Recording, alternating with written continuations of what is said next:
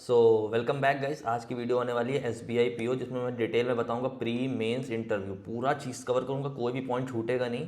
और इससे best video तुमको यूट्यूब पर नहीं मिलेगी, नहीं मिलेगी, मेरी गारंटी है। ठीक है, जिसने ये वीडियो पूरी देख ली उसको समझ में आ जाएगा कि ये एसबीआई पीओ ही मैं हर बार क्यों कहता हूँ ईजीएस्ट बैंक के एग्जाम है। ठीक है, तो चलो शुरू करते हैं। तो जो लोग चैनल पर पहली बार आए हैं, जो लोग बिगनर हैं, वो ये प्लान देख लें, पूरा पूरा डिटेल में बताया कैसे कवर करना है सिलेबस। ठीक है, एक एक पॉइंट सब्जेक्ट टाइम वाइज है ना, इस वीक वाइज। और जिसके टाइम टेबल नहीं समझ में आ रहा तो ये टाइम टेबल रिपीटर्स और बिगनर्स का अलग अलग बताया, वो भी देख लेना। ठीक है, आगे जो लोग पहली बार चैनल पर आए हैं, जिस सब्जेक्ट में भी डिफरेंट गलती हो, तुम प्रॉब्लम हो रही हो, इंग्लिश, मैथ, करंट अफेयर और कंप्यूटर सर्टिफिकेट जिसके पास ना, वो भी भाई सब कुछ इससे बेस्ट वीडियोस अगर तुमको मिल जाए ना यूट्यूब पर तो मुझे बता देना तुम। ठीक है, इससे बेस्ट वीडियो तुमको अवेलेबल ही नहीं है भाई। मैं भी बहुत सारा क्रिएटर्स का वीडियो देखा हूँ, ऐसी बात नहीं कि नहीं देखा हूँ। ठीक है, तो यार मतलब इस सच बता रहा हूँ, जाके देख लेना यार, तुम्हारा काम हो जाएगा मतलब भर का। ठीक है, तो चलो टाइम वेस्ट किए बिना टाइम वेस्ट किए चलते हैं। हाँ, तो मॉक में जिसके नंबर नहीं आ रहे हैं, तो भाई मॉक इम्प्रूवमेंट स्कोर वाली ये वीडियो तो मुझे पर्सनली बहुत पसंद है और है भी बहुत अच्छी, मगर ये सिर्फ ओनली फॉर क्लरिकल मॉक्स है। ठीक है, नॉट फॉर पीओ। पीओ के लिए भी वीडियो आएगी, बाद में आएगी। ठीक है, ये क्योंकि मैंने मेनली आरबी असिस्टेंट को फोकस करके बनाई थी ये। और यस, जो लोग मुझे पहली बार देख रहे हैं, ठीक है, ये मेरा फ्री मेंटोरशिप बैच है, टोटली फ्री है। ठीक है, और भाई जो लोग रिपीटर्स हैं उनके लिए तो समझ लो वरदान है ये, और बिगनर्स के लिए भी, क्योंकि वो भाई समझ ही नहीं पाते हैं क्योंकि कैसे क्या करना है। टोटली फ्री है, कैसे ज्वाइन करना है फुल वीडियो चैनल पर इस नंबर पर मैसेज करना है। ठीक है, ओके, बिना टाइम वेस्ट किए एसबीआई पीओ पर आते हैं। तो ये है भाई टेबल ऑफ कंटेंट, बोलते हैं इंडेक्स है, जिसको जिसने पूरी वीडियो नहीं देखी भाई उसको वो बहुत कुछ मिस कर देगा, मेरी गारंटी। बिकॉज लोग भाग जाते हैं यार, मतलब तुम एक वीडियो पूरी नहीं देख पा रहे हो, तुम एग्जाम कैसे क्लियर करोगे, ये मुझे नहीं समझ में आ रहा है भाई। एक भी सेकंड का टाइम वेस्ट नहीं किया तुम्हारा मैंने, और ये तुम देख सकते हो कि क्या क्या मैंने कैसे कैसे बताया है। ठीक है, तो चलते हैं भाई। ये पैटर्न है, जो लोग बिगनर्स हैं वो देख सकते हैं, मैं पैटर्न नहीं समझाता हूँ क्योंकि मेरा टाइम वेस्ट करने का बिल्कुल भी मोटिव नहीं है। ये गूगल पे ही अवेलेबल है, तो उसमें मैं तुमको क्या बताऊँगा। ठीक है, तो भाई मेरा हमेशा कुछ ना कुछ उल्टा करने का काम रहता है, आदत है। मैं प्री से नहीं मेन से शुरू कर रहा हूँ, प्री के बाद मेंस, प्री फिर डिस्क्रिप्टिव फिर इंटरव्यू, ये चार ऐसे करके बताऊंगा। ठीक है, तो मतलब मन है पहले मेंस बताने का। ठीक है, बिकॉज मेंस सबसे ज़्यादा ईजी है ना, तो यार समझो। तो मेंस की तुम सबसे पहले कट ऑफ देखो, 75 नंबर यूआर की पिछले साल, उससे पिछले साल 87.5 नंबर, उससे पहले उससे पिछले साल 70 मार्क्स। तो तुम देख सकते हो कि मतलब कट ऑफ अराउंड 80 रह रही है। ठीक है, तो हम लोग एक चलो एक रेफरेंस ले लेते हैं पिछले साल का 75 मार्क्स का।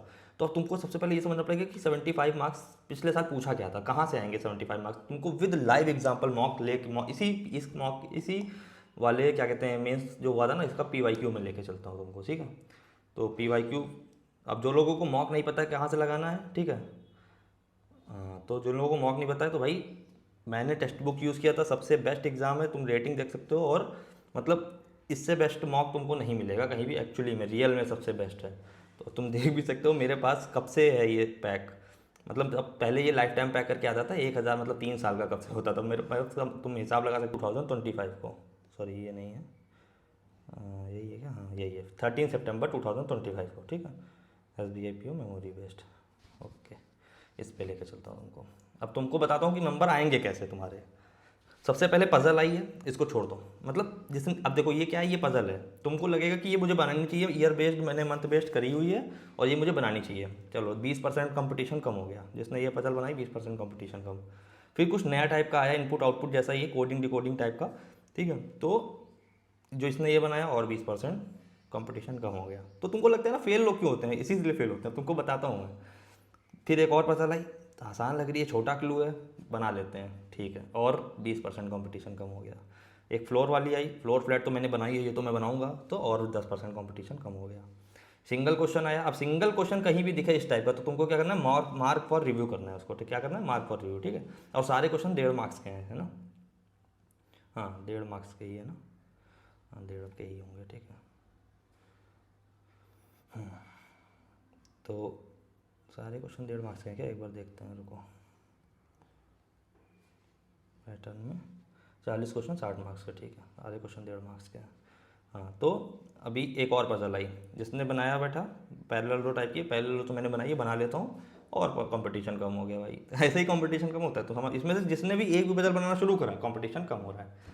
अब आता है, मैंने तुमसे एक बात बोली थी कि तुमको प्रीलिम्स के सिलेबस से मेंस निकलवा दूंगा, तो भाई तुम अब देखो कैसे निकलवाता हूँ। ये एक पजल, एक DSI है, डाटा एफिशिएंसी, जिसमें 6 बॉक्स है। बॉक्स बेस्ड पजल एक तरह समझ सकते हो, 6 बॉक्स बेस्ड। तो भाई 6 बॉक्स बेस्ड तो तुमने प्रीलिम्स में सीखी है ना, ये क्वेश्चन आराम से कर लोगे कि नहीं कर लोगे? कर लोगे, 1.5 मार्क्स आ गए तुम्हारे। ऐसे 3 क्वेश्चन है, इसमें भी 6 लोग मंडे टू सैटरडे, ये भी प्रीलिम्स लेवल है, और 6 लोग नॉर्थ देख रहे हैं, ये भी प्रीलिम्स लेवल है। तुम्हारे 4.5 नंबर आ गए, नंबर जोड़ते रहना, ठीक है। अब ठीक है, ये एक पजल, ये क्या है, हाँ ये पजल नहीं, लॉजिक क्रिटिकल रीजनिंग है, ठीक है। क्रिटिकल रीजनिंग में एक RC की तरह है, इधर से पढ़ के इधर आंसर देना है। तो ये क्वेश्चन तुम्हें सबसे ज़्यादा करने हैं, सबसे ज़्यादा स्कोरिंग होते हैं ये, ठीक है। 1 2 3, 3 क्वेश्चन है, 4.5 मार्क्स और आ गए। तो 4.5 4.5 9 हो गए, ठीक है। और आगे आ जाओ। अब ये इनपुट आउटपुट आया, जिसने टाइम वेस्ट किया और कंपटीशन 10% कम हो गया। ऐसे ही कंपटीशन कम होता है, तुमको नहीं समझ में आ रहा। लोग फंसते हैं इसीलिए फेल होते हैं SBI PO में, समझे। जो लोगों को पता हो ना कि हमें क्या करना है क्या नहीं करना है, अगर वो तो भाई आराम से पेपर निकालते हैं, ठीक है। आगे आओ, ये बता रहा हूँ मैं तुमको क्वेश्चन चूज़ कैसे करना है। और 1.5 नंबर आ गए तुम्हारे, ठीक है। और 1.5 3 नंबर, 3 4.5 4.5 4.5 4.5 हो गए, ठीक है। टोटल कितना हो गया? 13 नंबर। एक और पजल आ गई, आगे बढ़ो, छोड़ देना। छोटा सा क्लू है वैसे, ये बाद में अभी बताता हूँ कब करनी है तुमको। 13.5 के बाद ये 2 क्वेश्चन और आ गए, कितना, 3 नंबर के, 13.5 3 16.5, 16.5 के बाद, सॉरी कहाँ गया, हाँ यही 13.5 16.5, और तुमको 38 39 40, 3 डायरेक्शन डिस्टेंस कोडेड, ये भी प्रीलिम्स लेवल है ना। इसके लिए अब पूरे पेपर में मैंने तुमको कुछ मेंस लेवल बताया नहीं। तुम्हारे नंबर कितने आए, ये कितना और हो गया 4.5, तुम्हारे आ गए 21 नंबर। कितने आ गए? 21 नंबर आ गए तुम्हारे, समझ रहे हो ना। तुमने अभी कुछ नहीं किया, ये सब करने में तुमको पता है कितना टाइम लगेगा? 30 मिनट, 20 मिनट तुम्हारे बजे, 20 मिनट में तुम कोई भी एक पजल उठा के 5 नंबर का और कर दो, 10 कितना, 5 डेढ़ 7.5 नंबर का और कर दोगे। नहीं कर रहे हो तो भी कोई बात नहीं, कोई भी दिक्कत नहीं। 21 नंबर मैं काउंट कर रहा हूँ, तुम्हारे वर्स्ट केस सिनेरियो काउंट कर रहा हूँ, ठीक है। तुम भाई, तुमको समझा रहा हूँ मैं कि अभी कैसे लोग क्वालिफाई करते हैं, मतलब, और लोग कितना हुआ बना रखे हैं SBI PO का, समझे। एक DI आई, छोड़ देना है, नहीं करना भाई। एक और DI आई, नहीं करना, ठीक है। एक क्वेश्चन आया अर्थमेटिक का, ये सब मैं कर सकता हूँ, मतलब ऐसी बात नहीं मैं नहीं कर सकता हूँ, मगर मैं तुमको बता रहा हूँ कि एक बेवकूफ़ आदमी भी कैसे SBI PO क्लियर कर सकता है, मतलब बेवकूफ़ नहीं, बिगनर आदमी, ठीक है। अब ये एक क्वेश्चन आया, बहुत पैटर्न उन्होंने खुद ही बना के दे दिया है। n की वैल्यू भी दे दी, where n is the smallest even prime number, n equals to 2 रखना है, आंसर आ गया। 1.5 नंबर हो गए, 1.5 नहीं सॉरी 2 नंबर के हैं ये क्वेश्चन, हाँ 2 क्वेश्चन है, 1 2 2 2 4 नंबर आ गए। DI आगे छोड़ दो, ठीक है। अब ये DI मुझे बहुत पसंद है एक्चुअली, मैं ऐसी परसेंटेज रेशियो बेस्ड DI, मगर फिलहाल छोड़ दो, ठीक है। 2 2 4 4 ही, अभी वही 4 नंबर सीरीज वाले जोड़े हैं। ये बहुत ईजी क्वेश्चन है, मतलब आदमी खाली पढ़ के एक पेन भी नहीं चलाना है, मगर फिर भी मैं छोड़ देता हूँ। 2 2 4 ही नंबर है अभी, ठीक है। ये क्या है, हाँ इसको भी छोड़ो, ठीक। फिर आ गई नंबर सीरीज, 2 नंबर और आ गए। बहुत इजी है भाई, ऐसा तुम खुद क्वेश्चन रोक के देखो, सॉल्व करने को देखो, एक सेकंड और 10 सेकंड से ज़्यादा नहीं लगेगा। 2 2 4 2 6, ठीक है, 6 हो गए टोटल, ये छोड़ दो, ठीक है। अब ये क्वेश्चन बिल्कुल आसान है, अब इसमें कुछ भी नहीं कह रहा कि नहीं, ये वाला, हाँ ये छोड़ो, 6, हाँ ये वाला क्वेश्चन तुम पढ़ोगे, एक मतलब तुमने कभी मैथ नहीं पढ़ी तो भी ये क्वेश्चन पढ़ना तुम आराम से बना लोगे, ऐसे क्वेश्चन तुमको मिलेंगे वहाँ पर। 2 2 4 2 6 तो 8 8 हो गए, ठीक है। और 2 नंबर का एक ये क्वेश्चन, एक और नंबर सीरीज, जिसमें क्वाड्रेटिक का भी थोड़ा सा पार्ट है, ठीक है। तो तुम्हारे 10 नंबर आ गए हैं, जिसमें तुमने मेंस लेवल का एक भी चीज़ नहीं पढ़ी है भाई, एक भी चीज़ मैंने तुमको पढ़ने को नहीं कहा। ये क्वेश्चन रोक के तुम सॉल्व करके देख लेना, 10 सेकंड से ज़्यादा नहीं लगेंगे, 20 सेकंड से ज़्यादा, समझे। 10 नंबर तुम्हारे आ गए। अब तुम इसके बाद तुम क्या करो, कोई भी एक DI पकड़ो इसमें से। वैसे मैं कैसलेट पकड़ता, ये वाली पकड़ता, बाकी तुम कौन सी पकड़ रहे हो मुझे नहीं पता, ठीक है। 6 नंबर और आ गए, फिर भी मैं वर्स्ट केस सिनेरियो 10 ही जोड़ रहा हूँ तुम्हारे, ठीक। खुश हो तुम, GA पर आ जाओ। अब देखो, ये तो लंबे लंबे क्वेश्चन है, ठीक है। ये वो बेस्ड है, क्या कहते हैं, अरे स्टेटमेंट बेस्ड क्वेश्चन है, ठीक है। अब देखो, ये सिंपल से सिंगल वन लाइनर क्वेश्चन, जिसने करंट अफेयर पढ़ी होगी उसको पता होगा इसमें से कौन सी बैंक है, इसमें से कितने वो हैं। सारे नहीं पता है मैं मानता हूँ, ठीक है। तो कुल मिला के 60 क्वेश्चन है, 60 में मैं कहता हूँ तुम्हें 20 पता होंगे भाई। स्मार्ट कीड़ा से पढ़ोगे तो तुम्हारे 20 आएंगे, ठीक है, मेरी गारंटी है, और मुझे नहीं पता, ठीक है। तो ये बिल्कुल लड्डू क्वेश्चन भी है इसमें, ये सीधा सीधा लिमिट पूछ रहा है, इंडो नेपाल लिमिटेड में, जिस डायरेक्ट उसमें भी है, जो भी PDF दी है मैंने उसमें है, ठीक है। तो तुम्हारे 20 नंबर इसमें मैं जोड़ लेता हूँ, और ये 20 नंबर की इंग्लिश है, इसमें कुछ बताने की जरूरत नहीं, बाकी मैं बताऊँगा सब्जेक्ट वाइज स्टडी भी बताऊँगा। तो इसमें तुम्हारे मैं 10 नंबर जोड़ लेता हूँ। तो बिना टाइम वेस्ट के चलते हैं वापस से अपने वीडियो पर। तो तुम्हारे आए हैं ये थे कट ऑफ 75 नंबर। हाँ, अब 75 नंबर से पहले 75 मार्क्स कट ऑफ है, ठीक है। इसमें से तुम्हारे 35 मार्क्स मिनिमम, बोल रहा हूँ मैं मिनिमम, अगर आज से तुम टाइपिंग प्रैक्टिस करते हो और मेरी स्ट्रेटजी फॉलो करते हो, तुम्हारे 35 मार्क्स डिस्क्रिप्टिव में आएंगे। डिस्क्रिप्टिव में, समझ रहे हो, डिस्क्रिप्टिव में 35। चलो तुम्हारा और वर्स्ट केस 30 मान लिया, तो तुमको यहाँ पे कितना चाहिए 45। अगर 35 आ रहे हैं तो तुमको 40 चाहिए, ठीक है। अब तुम कहोगे कि कट ऑफ से सर ऊपर नंबर चाहिए होते 75, अगर 75 आएंगे तो मुझे इंटरव्यू में कितने चाहिए होंगे। तो भाई तुम सारे ईयर की कट ऑफ जाके देख लेना, तुमको इंटरव्यू में 40 मार्क्स चाहिए होंगे, अगर तुम्हारे कट ऑफ से इक्वल इक्वल इक्वल नंबर होंगे, समझ रहे हो। मतलब अगर तुम्हारा ये क्लियर होता है जिसका मेंस कट टू बिल्कुल कट ऑफ के बगल में, तो 40 ही मार्क्स में उसका मेंस इंटरव्यू भी क्लियर हो जाता है, ठीक है। तो ऐसा नहीं है कि तुम्हारे को लीड बहुत चाहिए ही चाहिए, गैर मतलब भाई ऐसा नहीं तुमको क्वेश्चन आता होगा तो छोड़ दोगे ना, मगर मैं वर्स्ट केस सिनेरियो ही लेके चल रहा हूँ, ठीक है। तो यहाँ पर मुझे चाहिए 40 से 45 मार्क्स, ठीक है, क्योंकि बाकी मेरे डिस्क्रिप्टिव से आएंगे। तो अब देखो तुम्हारे कितने आ रहे हैं इधर। तो तुम्हारे आ गए रीजनिंग में 21 मार्क्स। वर्स्ट केस इसमें सिर्फ मैंने पजल्स एक भी नहीं जोड़ी है, इसमें एक पजल जोड़ दोगे तो 7.5 मार्क्स और बढ़ जाएंगे। 10 नंबर मैंने सिर्फ नंबर सीरीज के जोड़े हैं, इसमें मैंने क्या नहीं जोड़ा है, कुछ भी, एक डीआई नहीं जोड़ी, एक डीआई और जोड़ोगे तो 6 मार्क्स और बढ़ जाएंगे, ठीक। जीए मैंने 20 नंबर जोड़े 60 में से, और 10 नंबर मैंने इंग्लिश में जोड़े हैं, टोटल आ गया तुम्हारे 61। तुम्हें कितने चाहिए थे 45। इसमें भी और तुम कम कर दो ना 5-5 नंबर सब में, तो भी तुम्हारे 45-40 आएंगे। ये 20 नंबर है, 20 नंबर इसमें एक्स्ट्रा हैं अभी तुम्हारे पास। 20 नंबर मतलब सब में 5-5, इसमें 5 कर लो, इसमें 15 कर लो, इसमें 5 कर लो, इसमें 16 कर लो, फिर भी तुम्हारा एग्ज़ाम क्लियर हो गया। तो भाई अब बताओ तुम, कौन कह रहा है कि सारा ये SBI PO सबसे कठिन है। अब तुमको बताता हूँ मार्क्स आएंगे कैसे तुम्हारे मेंस में। अरे मेंस की स्लाइड कहाँ गई, रुको आगे होगी। ये प्रीलिम्स की है, ठीक है, आता हूँ अभी इस पर भी आता हूँ। डिस्क्रिप्टिव की है, हाँ ये है, ठीक है। तो SBI PO मेंस टिप्स क्या हैं। तो पहले ये ओवरऑल एग्जाम की टिप्स ले लो भाई। पहले एक स्ट्रेटजी बनाओ, make a strategy and use that in मॉक्स। ये वीडियो से अपना एक कंक्लूजन निकालो कि तुम्हें क्या समझ में आया, तुम्हें क्या करना है, और उस स्ट्रेटजी को मॉक में लगाओ। एग्जाम में नहीं लगाना, एग्जाम में तो लगाना ही है पहले, मगर मॉक, जैसे तुमको ये समझ, तुमने डिसाइड कर लिया कि तुम मेंसुरेशन के क्वेश्चन मॉक में आएगा तो करोगे, तो एग्जाम में आएगा तो करोगे, तो मॉक में भी वही करो। तुमको पता है कि तुमको पजल छोड़नी है तो तुम मॉक में भी छोड़ो, ये बात समझ रहे हो। Make a strategy and apply that in मॉक्स, समझ गए ना। दूसरी बात, डोंट बी ग्रीडी। मतलब क्या है कि देखो टारगेट तुम्हारे नंबर 200 आए, मैं नहीं कह रहा हूँ, मगर तुम्हारा टारगेट बहुत कम होना चाहिए। अदरवाइज तुम वहाँ पर क्या करोगे, ग्रीडी होने के चक्कर में 10 नंबर की पजल बनाओगे, 10 नंबर वाली डीआई बनाओगे, भाई वहाँ पर तुम खत्म हो जाओगे। जो अभी मैंने बोला था कंपटीशन कम हो गया, वो तुम ही हो जाओगे, समझ रहे हो। और भाई तीसरी पॉइंट, बी कॉन्फिडेंट। तुमको लगता है नंबर ऑफ वैकेंसी 600 या हर बार 2000 आती है, भाई एक नंबर पर 300 बच्चे होते हैं, मतलब टोटल 3-4 नंबर का ही डिफरेंस पड़ेगा। अगर 1400 वैकेंसी भी कम हो जाए तो वैकेंसी तो बिल्कुल मैटर ही नहीं करती। जो लोग कहते हैं ना मेरा आरबीआई स्टूडेंट यहाँ से पढ़ देता हूँ, यहाँ 50 है, यहाँ 65 है, इसमें कितना डिफरेंस पड़ेगा भाई, 0.2 मार्क्स का, समझ रहे हो। तो कितना क्या फर्क पड़ जाएगा भाई, तुम्हारा होना होगा तो यहाँ भी हो जाएगा, नहीं होना होगा तो यहाँ भी नहीं होगा, समझ रहे हो। फिर भाई मॉक देते वक्त या एग्जाम देते वक्त पानी जरूर पीना है, मतलब इससे क्या दिमाग तुम्हारा चालू रहता है, तुमको नहीं पता है पर इनडायरेक्टली वो अंदर ही अंदर काम करता रहता है। और मन में एक बात ठान लो कि अगर तुम नहीं कर पाओगे ना तो कर कोई नहीं पाएगा। ये बात जिसने ठान ली वो, उसका कॉन्फिडेंस लेवल ऑटोमेटिक अप रहेगा, और कॉन्फिडेंस से ही एग्जाम क्लियर होगा, बाकी और कुछ नहीं चाहिए। जिसके पास कॉन्फिडेंस है उसका एग्जाम क्लियर है, सीधी बात समझ लो, क्योंकि टाइपिंग बेस्ड एग्जाम है यार। बाकी कोई, मैंने तुमको कुछ मेंस लेवल, तुमने बताओ इसमें क्या किया है मेंस लेवल, कौन से क्यों कर रहे हो भाई तुम पहले एक चीज़ डिसाइड कर लो कि तुम्हें ये चैप्टर करने हैं, अभी बताता हूँ आगे डिटेल में। फिर टाइपिंग स्पीड शुड भी 40+। अगर तुमको चाहिए भाई 35 नंबर या 35+, तो टाइपिंग स्पीड 40+ चाहिए। बाकी इन डिटेल अभी टाइपिंग वाले में बताता हूँ। No break between exam. अब क्या होता है कि लोगों को पता नहीं होता भाई एग्जाम इधर खत्म होता है इंग्लिश का सेक्शन, इधर टाइपिंग शुरू हो जाती है, ऐसा नहीं है कि इस बीच में कोई गैप होता है, ठीक है। तो ये बात समझ लेना। तो एक इरेजर लेके इसको थोड़ा क्लियर कर देते हैं, हाँ ठीक है।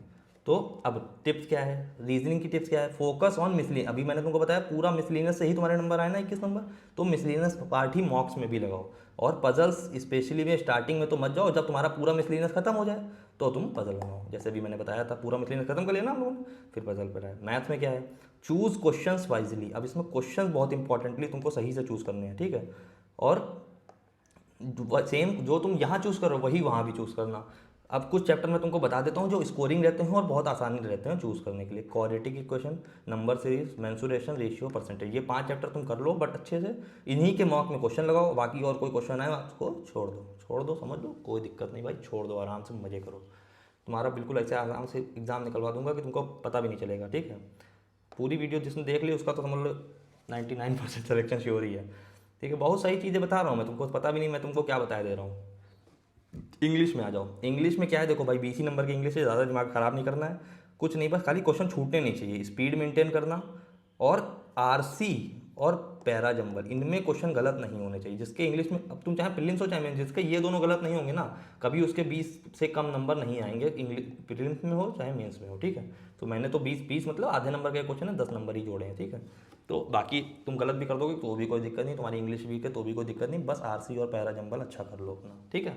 इसमें तो कोई दिमाग नहीं रहा, पैरा जंबल तो एक बार सीख लिए तो सीख लिए बस, और आरसी में भी बस खाली थोड़ी सी वोकैब अच्छी हो, बाकी अंडरस्टैंडिंग अच्छी हो बस। जीए में, जीए में भी भाई कुछ टिप्स हैं मेरी तरफ से, ठीक है। तो क्या टिप्स हैं? Attempt question without fear. Without fear मतलब कि भाई तुमको ये नहीं सोचना है कि अब मान लो 2 ऑप्शन में कन्फ्यूजन है, करूँ कि ना करूँ, सबने बोला है जितना आता है उतना ही करना, गलत सलत मत करना, ठीक है। कहाँ गया यार, हाँ, जितना आता है उतना ही करना, गलत सलत मत करना। भाई ऐसा कुछ नहीं है, तुम आराम से गलत सलत करो, कोई दिक्कत नहीं। तुमको 2 ऑप्शन में कन्फ्यूजन है, बिना देखे अंधी मारो, ठीक है। अटेम्प्ट करो, कोई दिक्कत नहीं है, don't fear of minus marking. Even if you, अब कोई क्वेश्चन होते हैं जो तुमने कभी नहीं पढ़े होते हैं, मगर तुमको उसको भी रीड करना है, उसमें भी क्या होता है, एक्सट्रीम कीवर्ड्स होते हैं। एक्सट्रीम कीवर्ड्स वाले आंसर नहीं हो सकते, क्योंकि ये ऐसा कोई क्वेश्चन तो होगा जो उस केस में वो एग्जिस्ट नहीं करता हो, तो उसमें वो तुम बिना पढ़े भी आंसर मार सकते हो, समझे। तो और उस क्वेश्चन को पढ़ो, उसको मैं आंसर क्वेश्चन मतलब ऑप्शंस को एलिमिनेट करो कि यार नहीं होगा, फिर 2 ऑप्शन बचेंगे, 2 ऑप्शन में टिक मार दो, तो ये भी होता है, ठीक है। बाकी आगे बढ़ते हैं, ठीक है। हाँ, तो पीछे आते हैं, अब ये मेंस का हो गया, प्रीलिम्स पर आते हैं, ठीक है। एसबीआई पीओ प्रीलिम्स,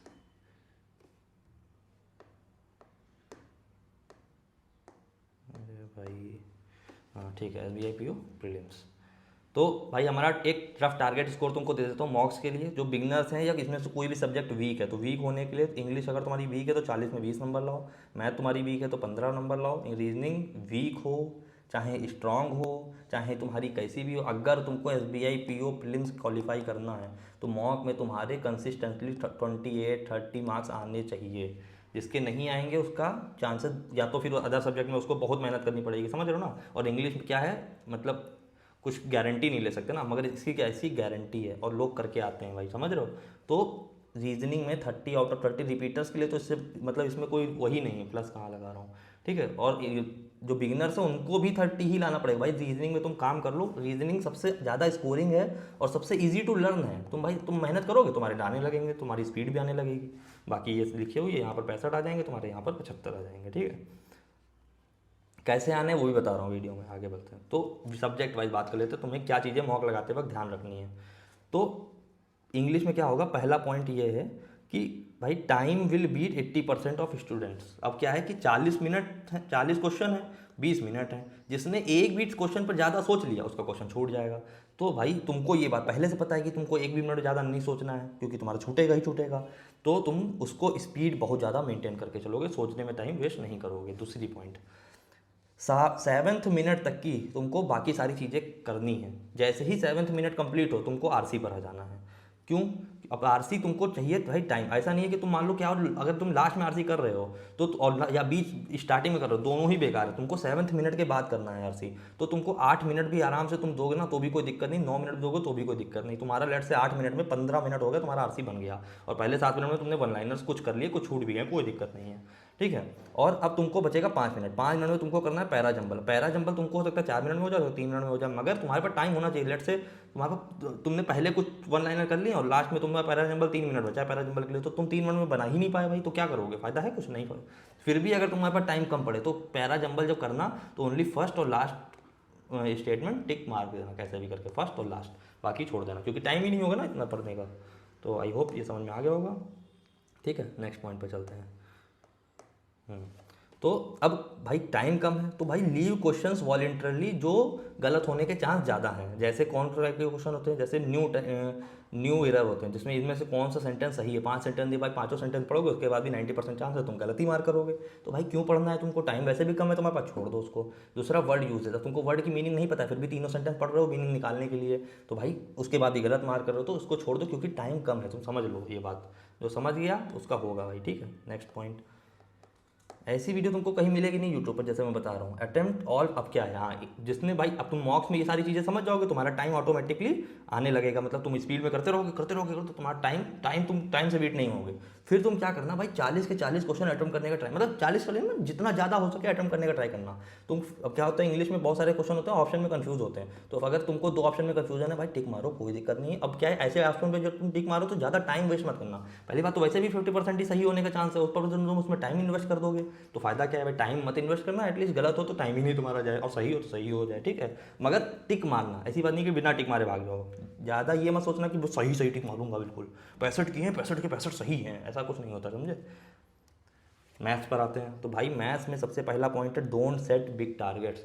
तुम भले 25 स्कोर करो कोई दिक्कत नहीं है, मगर तुम 25 स्कोर का टारगेट मत सेट करो। तुम टारगेट अपना सेट करो 10 नंबर। जब तुम 10 नंबर अचीव कर लोगे, तुम्हारे माइंड कभी डिप्रेस नहीं होगा। तुम वहाँ पर ऑटोमेटिकली 10 के बाद 15वां जो 15 60 करो, क्योंकि तुम्हारा माइंड कर रहा है भाई मेरा तो जो टारगेट था वो अचीव हो चुका है। अब तुम्हारा माइंड और कॉन्फिडेंस से और एग्रेसिव होकर अटेम्प्ट करेगा, समझे। तो ये पॉइंट समझ लो। दूसरा, स्टार्ट विद स्पीड मैथ। कुछ ना कुछ स्पीड मैथ का जरूर 5 क्वेश्चन आएंगे, हो सकता है 10 नंबर भी आए, 10 आए तो 10 तो छोड़ो, मैं 5 मान के चल रहा हूँ, 5 क्वेश्चन 3 मिनट में तुम आराम से कर लोगे, ठीक है।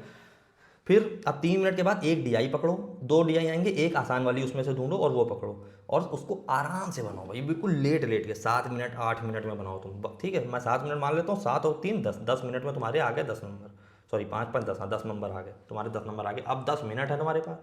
अब इसमें आराम से तुम कैसे भी करें, 5 नंबर 8 नंबर, जितना 10 नंबर, जितना ज़्यादा स्कोर कर पाओ कर लो, नहीं कर पाओगे तो भी सिलेक्शन आराम से हो जाएगा, समझ रहे हो। 5, अब यहाँ से तुम एक डीआई और उठा सकते हो या फिर ऑटोमेटिक बना सकते हो, क्योंकि और कुछ होगा ही नहीं। तो बाकी तुम्हारी मर्जी, मगर तुम क्या हो, तुम अच्छे जोन में आ चुके हो, तुम्हारा पेपर बर्बाद नहीं होगा। रीजनिंग पर आते हैं, तो भाई पहला पॉइंट है, डोंट स्टार्ट विद पजल्स। अब पहली बात कि भाई पजल्स स्टार्ट नहीं करनी, मगर अब 5 क्वेश्चन तुम्हारे उसके हो गए, क्या कहते हैं, इक्वलिटी के ऐसे लॉग के 3 क्वेश्चन, उसके बाद तुम्हारा पजल है तो बना लो। ऐसी बात नहीं है कि तुमको बिल्कुल छांट छांट के पहले इसी लॉग इक्वलिटी करेंगे, भाई 5 मिनट तुम्हारे छाटने में ही चले जा रहे हैं। बस स्टार्ट नहीं करना है, एक स्टार्ट होता है ना कि 3 क्वेश्चन हो गए 4 क्वेश्चन हो गए तो फ्लो हो जाता है। उसके बाद तुम्हारी पजल आए, पजल बनाओ, कोई दिक्कत नहीं, कठिन है तो उसको छोड़ के दूसरी बना लो, कोई दिक्कत नहीं, ठीक है। बाकी तुम्हें करने 30 से 30 ही है, तो मगर ये नहीं कि बिल्कुल मन में मान लिया 30 में 30 तो करने, तो कठिन पजल भी आ गए स्टार्टिंग में तो वो भी बना ले रहा है, ऐसी बात नहीं है, छोड़ भी सकते हो। बस एग्जाम के अकॉर्डिंग रिजिड नहीं रहना है, फ्लेक्सिबल रहना है। दूसरा point, don't attempt blood relation in starting. भाई बैंक एग्जाम्स का रिकॉर्ड है, ठीक है, रिकॉर्ड समझते हो, इनका रिकॉर्ड है ब्लड रिलेशन गलत देने का। उसमें लोग फंस जाते हैं। अगर तुम पीछे लोगों ने सेल्फ गिवन एनालिसिस डाले उसमें देखना जाके, क्या ब्लड रिलेशन गलत आया था, क्या ब्लड रिलेशन गलत आया था, भाई बहुत गलत देते हैं ये लोग, पता नहीं इनकी कौन सी आदत है। तो भाई इसमें फंसना मत तुम, ठीक है, इसमें फंस जाते हैं लोग। फिर तीसरा पॉइंट, एक क्वेश्चन फॉरवर्ड बैकवर्ड का आएगा, एक क्वेश्चन वर्ड मेकिंग का आएगा, मीनिंगफुल वर्ड। इन दोनों क्वेश्चन को मार्क फॉर रिव्यू कर लेना है, ठीक है, मार्क फॉर रिव्यू। और उसको क्या इनको लास्ट के लिए बचा के रखना है, जैसे लास्ट का 1 मिनट बचेगा तुम्हारे पास, तो तुम्हारे पास कोई क्वेश्चन करने को होगा ही नहीं, तो तुम्हारे पास ये क्वेश्चन करने को होगा, समझ रहे हो ना। इस जैसे ही लास्ट के 1.5 मिनट बचे, इन क्वेश्चन पर आ जाना है तुमको, ठीक है। तो ये क्वेश्चन अगर तुम बचा के रखोगे तो तुम जो मतलब लाइक इसको पहले अटेम्प्ट नहीं करोगे तो तुम्हारा लास्ट का मिनट जो वेस्ट हो जाता है ना, कि तुम्हारे पास कोई क्वेश्चन ही, भाई पजल तो बना नहीं लोगे लास्ट में, तो लास्ट का मिनट वो भी यूज़ हो जाएगा तुम्हारे, क्योंकि तुम्हारे पास लास्ट के लिए तुमने पहले क्वेश्चन बचा के रखा है, उससे पहले तुम्हारे पास टाइम जितना है उतना इन्वेस्ट करो, ठीक है। और भाई रीजनिंग में जितना हो सके मेहनत करो, इसमें 30 में 30 लाओगे तो तुम्हारा एग्जाम इजीली क्लियर होगा। और रीजनिंग में 30 में 30 अचीवेबल है, बिगिनर्स के लिए भी अचीवेबल है, रिपीटर्स के लिए भी अचीवेबल है, बस खाली थोड़ी मेहनत की ज़रूरत है, यस मेहनत लगेगी। सो हो गया प्रीलिम्स फाइनली। अब आते हैं डिस्क्रिप्टिव पर, ठीक है। तो डिस्क्रिप्टिव के लिए डिस्क्रिप्टिव के लिए एक वीडियो ऑलरेडी चैनल पर पड़ी हुई है, जिसमें मैंने इंटरफेस वगैरह सब कुछ बताया, बहुत अच्छी वीडियो एक्चुअली में मैंने अभी देखी, तो ये आपको पहले देखनी है, उसके बाद ही कंटिन्यूएशन में बता रहा हूँ, क्योंकि बार बार मैं नहीं बताऊँगा, ठीक है। तो अब कुछ चेंज हुआ था, तो ईमेल आता है एक 150 वर्ड्स का, ठीक है, रिपोर्ट्स आती है 150 वर्ड की, प्रीसिज आता है 100 वर्ड का, कैसे और सिचुएशनल एनालिसिस आता है 100 वर्ड का। अब टाइम तुमको एलोकेट कैसे करना है बता देता हूँ भाई। तुमको ईमेल 5 मिनट में लिखनी है 150 वर्ड, मतलब समझ रहे हो ना, तुम्हारी वर्ड मिनट 40 वर्ड पर मिनट की स्पीड होनी चाहिए। अब तुमको क्या है, ईमेल में पहले ही बता दूंगा कि इस पर आएगी, और तुमको पूरा टेम्पलेट दे दूंगा, और तुमको बस खाली एक लाइन उसमें चेंज करनी है जो जिस पर आई है, बाकी सारी चीज़ें वैसे की वैसे ही लिख देनी है। तो तुमको याद है पूरा, कुछ दिमाग नहीं लगना, इसलिए आराम से तो 5 मिनट में लिख दोगे। फिर आते हैं रिपोर्ट पर। रिपोर्ट्स कुछ नहीं होता, अब ये सब होता क्या अभी बता रहा हूँ, ठीक है, इसकी एक PDF है वो दिखाता हूँ अभी तुमको, ठीक है। तो रिपोर्ट्स आती है 150 नंबर की, रिपोर्ट्स भी कुछ नहीं होता है, एक तरह से तुमको बस अपनी बातें लिखनी होती है, लेटर लिखते हो ना, सेम लेटर ही रिपोर्ट्स है और कुछ नहीं है, ठीक है। तो लेटर 150 वर्ड में लिखना, ये तुमको थोड़ा सोचना पड़ेगा, 7 मिनट में लिख लो, कोई दिक्कत नहीं है। 150 वर्ड 7 मिनट में, 2 मिनट सोचने के लिए 30 वर्ड पर मिनट की स्पीड ले लो, बाकी 40 वर्ड पर मिनट की होनी चाहिए, ठीक है। तो जाके तुम्हारा ये एवरेज आएगा। फिर आता है प्रीसिस। अब प्रीसिस सबसे ज़्यादा टाइम टेकिंग, क्योंकि पहले इसको पूरे 300 वर्ड का प्रीसिस आएगा, उसको रीड करना है, उसके बाद उसको अपने अपने लैंग्वेज में 100 वर्ड में लिखना है। कहाँ गया भाई? हाँ, 100 वर्ड में लिखना है। तो 100 वर्ड में लिखने के लिए भाई सोचना, पहले से उसको पढ़ना पड़ेगा, 5-7 मिनट पढ़ने में लग जाएंगे, फिर 100 वर्ड लिखने के लिए 3 मिनट चाहिए, तो 10 मिनट मैं तुमको देता हूँ, ठीक है। अब सिचुएशनल एनालिसिस क्या होता है ये भी तुमको बताता हूँ। कुछ नहीं होता भाई, कहता है कि कस्टमर गुस्सा है, उस पर बताओ तुम क्या करोगे। तो क्या करोगे भाई, लिख देना ना, 100 वर्ड लिखने 20 वर्ड पर मिनट हो गए तो भी 5 मिनट हो जाएगा। तो ये क्या होगा, कितने मिनट हो गए, ठीक है। हाँ भैया, हाँ तो 5 5 7 12 और 10 22 और 5 27, 27 ही मिनट हुए हैं अभी, अभी भी 3 मिनट बचे हैं तुम्हारे। तो भाई ऐसे ये टाइम एलोकेशन तुमको मॉक्स में भी करना है। प्रैक्टिस कहाँ से करनी है वो बताता हूँ अभी बाद में, मतलब गाइडली वगैरह बहुत सारे मॉक प्रैक्टिस प्लेटफॉर्म है, ये डिस्क्रिप्टिव प्रैक्टिस प्लेटफॉर्म। भाई SBI PO टारगेट कर लो, आराम से निकलवा दूंगा, ठीक है। डिस्क्रिप्टिव हो गया ना, हाँ डिस्क्रिप्टिव बाकी, सॉरी। अब तुमको बताता हूँ क्या ये, तो ये PDF मैं तुमको अभी टेलीग्राम पर दे दूंगा, ठीक है। तो ये ईमेल है, इसमें क्या चीज़ करनी है क्या नहीं करनी है वो तुमको यहाँ पर लिखा हुआ है, ठीक है। बाकी एक टेम्पलेट है, कहाँ गया टेम्पलेट, ठीक, ये टेम्पलेट है। अब तुमको तुमको मैं अपना टेम्पलेट दूंगा, ये तो उन्होंने दिया है, ठीक है। ये टेम्पलेट है, तुमको ये टेम्पलेट के हिसाब से लिखना है, मतलब ये तुमको दिया हुआ है कि कैसे तुमको लिखना है। सेम ये सारी चीज़ें इसमें दी हुई हैं, सिचुएशन एनालिसिस कैसे, प्रीसियस, ठीक है। ये PDF मैं तुमको टेलीग्राम पर पिन्ड मैसेज में दे दूंगा, ठीक है। बाकी इससे पहले वाली जो वीडियो है ना वो डिस्क्रिप्टिव वाली को भी देख लेना। खोल भाई, हाँ तो ये PDF थी, ठीक है। तो अब आते हैं इंटरव्यू पर, सबसे इम्पोर्टेंट पॉइंट, सबसे मतलब इसका नो यूज़ एट ऑल है, मतलब जस्ट खाली ये एक पॉइंट है ज़रूर, मगर इसका यूज़ कोई नहीं है, समझ लो ना। मतलब इससे इससे रिजल्ट पर कोई डिफरेंस नहीं पड़ने वाला है तुमको। मैं फिर भी मैं तुमको ऐसा एक इंटरव्यू का PDF दे दूंगा कि उससे बाहर के एग्जामिनर की दम नहीं होगी कि उससे बाहर तुमसे पूछ ले, समझ रहे हो ना। ऐसी ये PDF दे दूंगा कि तुम्हारे एग्जामिनर उससे बाहर पूछ ही नहीं पाएगा। और तुम्हारे मतलब क्या बताऊँ तुमको, इंटरव्यू की तुम चिंता मत करना, जो मेंस निकालेगा मेरा ये नंबर है, इस पर मैसेज करना, तुमको इन डिटेल बता दूंगा कि कैसे क्वालिफाई करना है। इंटरव्यू तो बिल्कुल दिमाग से निकाल दो, जिसने मेंस क्वालिफाई कर लिया उसका इंटरव्यू क्वालिफाई करवा के रहूँगा, गारंटी है मेरी, ठीक है। गारंटी समझते हो ना, गारंटी मेरी, ठीक है। तो यार अब चाहिए मुझे एक कमेंट, थोड़ा बड़ा, बहुत मेहनत लग गई इस वीडियो को बनाने में, लंबा लंबा कमेंट करना। बाकी आप लोगों ने बहुत सारा प्यार दिया, सब्सक्राइब करना है नहीं करना है आपकी मर्जी। हाँ नेक्स्ट वीडियो आएगी RRB PO पर, और ऐसी 6 वीडियोस आएंगी 6 एग्जाम से related, IBPS PO, RRB clerk, IBPS clerk. तो ये मैंने पहले ही बता दिया है, तो सब्सक्राइब करके रख लेना जिससे छूटे ना। And bye bye, thank you so much, love you, bye bye.